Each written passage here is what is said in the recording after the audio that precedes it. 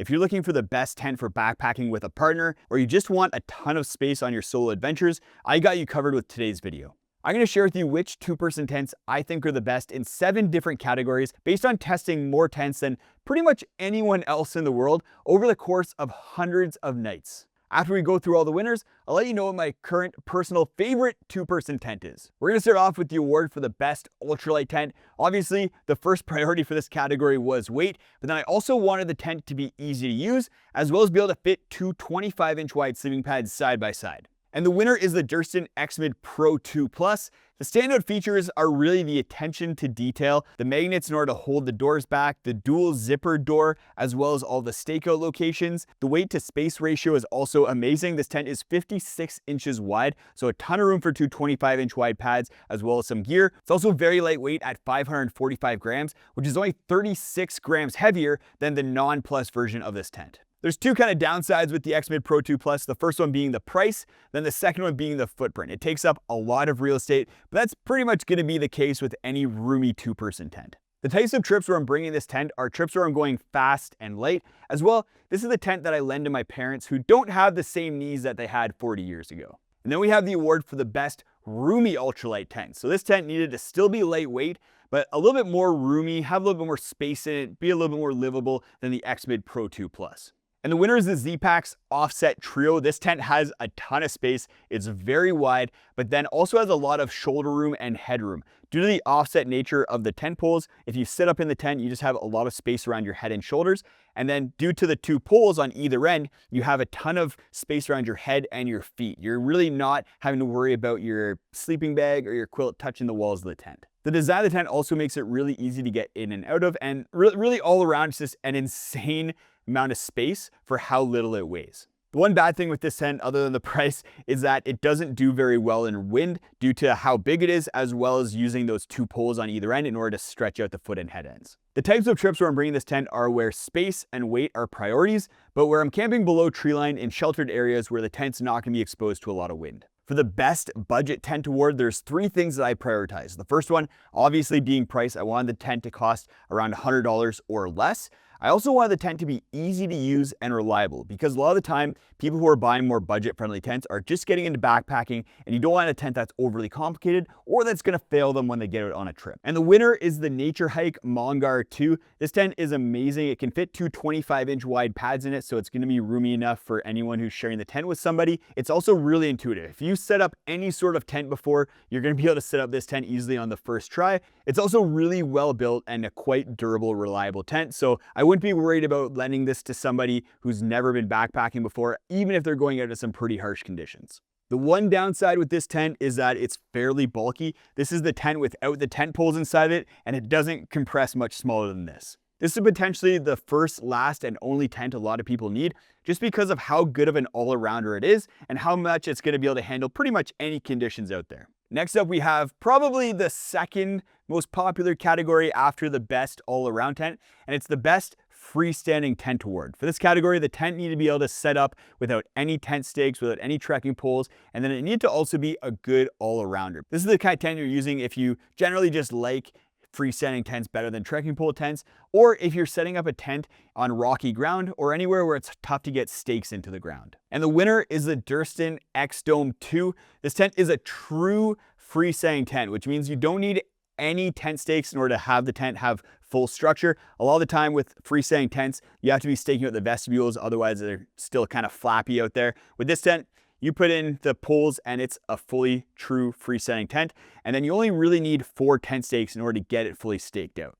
The features on this tent are also on point with 2 giant doors, vents on either side, and then really nice space inside where you can fit 2 25-inch wide sleeping pads and then have a little bit of space in the corners for some gear. The materials are also amazing with carbon fiber poles and then a sil poly fly that doesn't sag or stretch when wet. But then the best part about this tent is the all-in-one pitch. Don't underestimate how important a good pitch is with a tent. And with the X-Dome 2 Plus, you can attach the inner to the fly of the tent, and then you set the tent up with the poles on the outside. And why that's a really big deal is that if it's raining or the weather is really bad, it's easy to set this tent up without getting the inside of the tent all wet or having it break due to wind putting too much tension on the poles before you can get it fully guyed out, which has happened to me with some other tents that don't have an all-in-one pitch. The downside with it is that because of the geometry, there's really big panels at the foot and head end, and then even on the doors. Luckily, you can install trekking poles in order to support the big panels that the doors are on, but you can't do that with the head and foot end,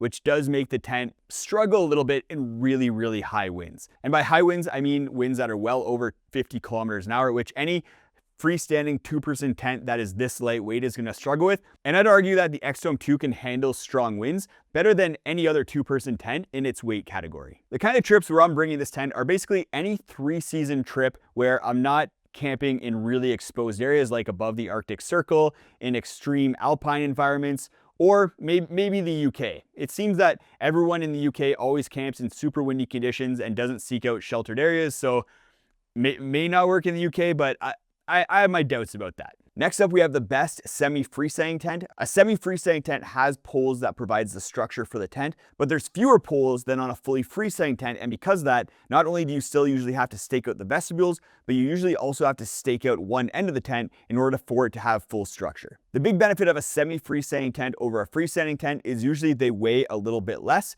But with the winner of this category, I didn't want to sacrifice space or stormworthiness as much as possible. And the winner is the Big Agnes Tigerwall 2 tent. This tent has been updated for 2025 with a new fly material, which is allegedly more durable, but then also performs better when it's wet. It doesn't sag as much or stretch, which is really nice because the old Tigerwall, the fly really stretched and sagged when you got a little bit of moisture on it. Other than that, not much changed with the Tigerwall. It's still very roomy on the inside, has great pockets, and is a nice lightweight semi-freestanding tent. The downside with the Tigerwall is the pitch. It doesn't have an all-in-one pitch, so you have to pitch the inner first and then put the fly on top of it. And like I said, that can introduce some issues if you're dealing with some bad weather. If it's raining, the inside's gonna get all wet, and it makes it difficult to set the tent up in wind. Personally, I had troubles thinking about the kind of trips where I would bring the Tigerwall. It kind of fits in this weird space where you don't get the weight savings of a trekking pole tent, but then it also doesn't have all the benefits of a freestanding tent. You kind of are in this weird gray area.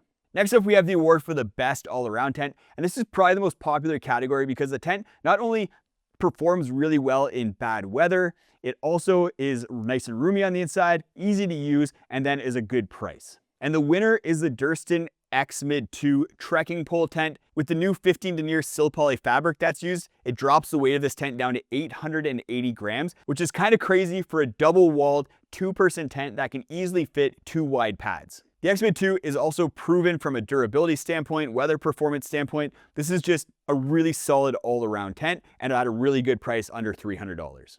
I had trouble thinking about a downside for the X-Mid 2. It maybe might not be the best tent for 2 people who are over 6 feet tall because of the geometry of the walls and the ceiling. In that case, you might want to be going with the X-Mid Pro 2 Plus or the Offset Trio. The kind of trips where I'm using this tent are basically any kind of trips. It's just a really solid all-arounder. The 7th award is for the best stormworthy tent, and this tent really needs to be able to handle all 4 seasons around the world, whether that's the mountains of Canada to the hills of the UK, or maybe even to the Antarctic. The tent also needs to be reliable and easy to use. I think ease of use is something that's underestimated with stormworthy tents, but it makes a really big difference to be able to set up a tent easily and take it down easily if you're dealing with really strong winds and extreme conditions. And the winner is the Tarp Tent Arc Dome 2. I've had this tent out in over 100 km/h winds, and it's performed in those winds no problem.